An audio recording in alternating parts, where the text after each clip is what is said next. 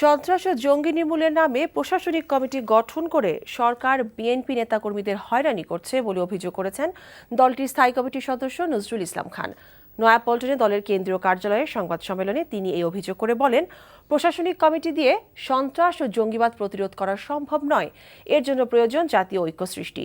নিরপেক্ষ সরকারের অধীনে সব দলের অংশগ্রহণে জাতীয় নির্বাচনের মাধ্যমেই কেবল দেশে বিরাজমান সন্ত্রাস ও জঙ্গিবাদ নির্মূল সম্ভব।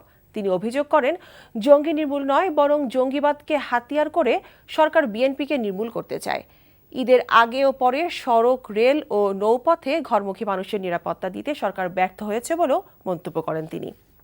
এসব কমিটিতে অন্তর্ভুক্ত আওয়ামী লীগের নেতাকর্মীরা রাজনৈতিক প্রতিহিংসার বশবর্তী হয়ে মিথ্যা কাল্পনিক অভিযোগে বিএনপি ও তার অঙ্গ সংগঠন সমূহের নেতাকর্মীদের জড়িত করে নানাভাবে হয়রানি করছে।